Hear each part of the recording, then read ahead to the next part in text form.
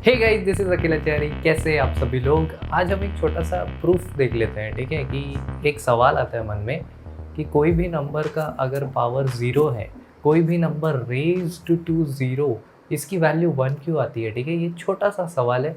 देखते हैं इसको कैसे हम प्रूव कर सकते हैं। ठीक है, तो हमारा सवाल क्या है यहाँ पे? हमारा सवाल ये है कि कोई भी नंबर, मान लो एक नंबर है ए कोई भी नंबर हो सकता है। अगर ए की पावर आप ज़ीरो कर देते हो तो इसका वैल्यू इक्वल आता है वन के। ये हमें प्रूव करना है। अब प्रूव कैसे करेंगे? ठीक है, प्रूव करने के लिए चलो एक एग्जांपल लेके देखते हैं। मान लो एक नंबर है टू। ठीक है, अब मुझे एक बात बताओ, टू की पावर जब वन होती है इसका मतलब क्या होता है? इसका मतलब ये होता है कि मैं टू को एक बार मल्टीप्लाई करूँगा। जब टू की पावर टू होती है, two raised to two, two की पावर टू, टू स्क्वायर। ठीक है, इसका मतलब क्या होता है? इसका मतलब ये होता है कि मैं टू को टू से दो बार मल्टीप्लाई कर रहा हूँ। ठीक है, सिमिलरली टू की पावर थ्री या टू क्यूब या टू रेज्ड टू थ्री, इसका क्या मतलब होता है? इसका मतलब होता है कि मैं टू को तीन बार मल्टीप्लाई कर रहा हूँ। ठीक है, सिंपल सा इसका यही मतलब होता है।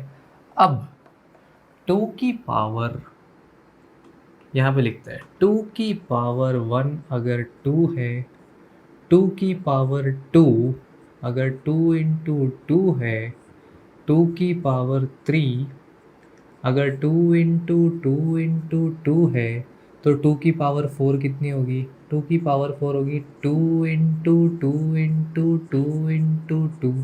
अब मुझे एक बात बताओ, अगर मैं टू की पावर फोर से टू की पावर थ्री पर जाना चाहता हूँ तो मुझे यहाँ पे क्या करना पड़ेगा? अगर मुझे टू की पावर फोर से टू की पावर थ्री में जाना है तो क्या मैं इसको टू से डिवाइड कर दूँ? हाँ बिल्कुल। ऐसा क्यों? अगर मैं टू की पावर फोर को टू से डिवाइड कर देता हूँ तो यहाँ से एक टू कैंसिल हो जाएगा, एक टू यहाँ से कैंसिल हो जाएगा। ये बचा हुआ क्या है? दो को हमने तीन बार मल्टीप्लाई किया है। इसका मतलब ये क्या है? ये टू की पावर थ्री है।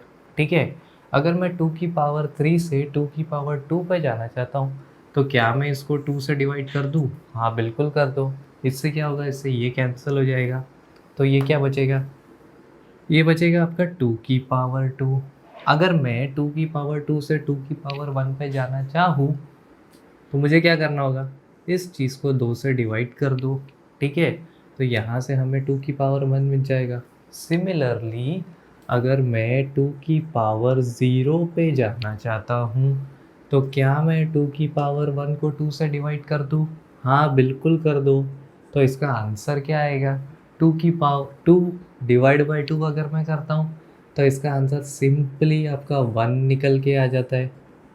ठीक है, तो टू की पावर ज़ीरो आपका वन आ गया।